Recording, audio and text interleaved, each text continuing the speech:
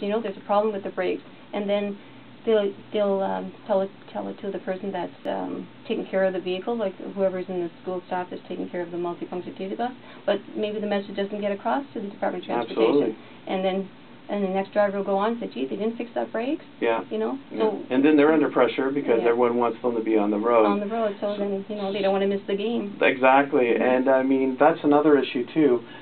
Do you feel that the schools, in terms of the coaches and the sports teams in the province, are paying more attention to this right now, or do you find that this is they see this as a one-off incident? Like, how are they approaching this?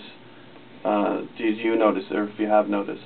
Well, I haven't noticed much about the difference in the scheduling. I'm assuming that they're all the same for the junior and the senior league, and they are traveling out of town. You know, 8 to 10 games for, like, say, basketball. Yeah. You know, that's a lot of traveling for the children. Especially over winter months. That's when they're in school. Yeah. Yeah, those are some serious challenges.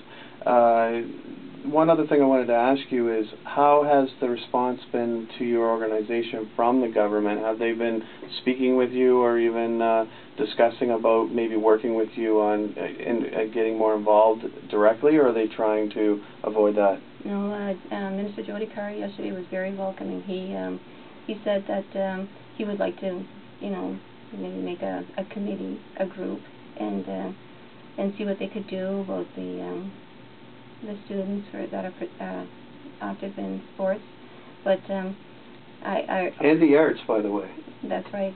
And, you know, this is still puzzling to me, because if you would just implement the Class 2 drivers and the yellow school bus drivers. It's as simple as that. Yeah, just implement it and then work around it after with the group and say, okay, this is what we have and we have to work with it. Yeah, exactly. Why are they... Why review it before and then and make a decision whether they're going to use the Class 2 drivers and the yellow school buses and the multifunction? Because it's not that hard to do. No, just do it. Why, and then have they given you an answer, though? That's what I'm wondering. What was their response to that? Because that's a very direct approach. Well, we didn't get to that yesterday. We were just thinking of it today, you know. But I'm hoping that he hears this and that he would just say, yeah, you know, why don't we just implement it? And it's just like a pilot project, you know. You're going to do it, and then you take the students and you find out, you know, they can always change the scheduling. You know, they can put the junior and the senior, if they're going to Moncton, well, instead of having a game one on Wednesday for junior and on Thursday for senior, well, double it up. And put them both in the same night. They'll save on gas. They'll save on the driver. You know, there's a lot that they can do.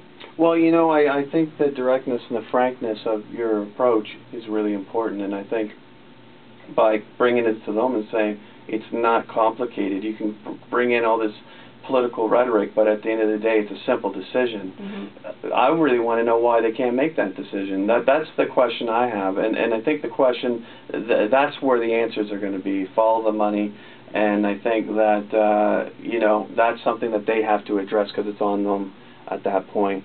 But at the same time, I just want to say thank you for coming on, Isabelle, because I know this has been a very challenging couple of years for sure, and I know that you put a lot of effort into this organization, and I think it's extremely important. And anytime you want to come on here to discuss it more, we would love to have you. Thank you, Tim.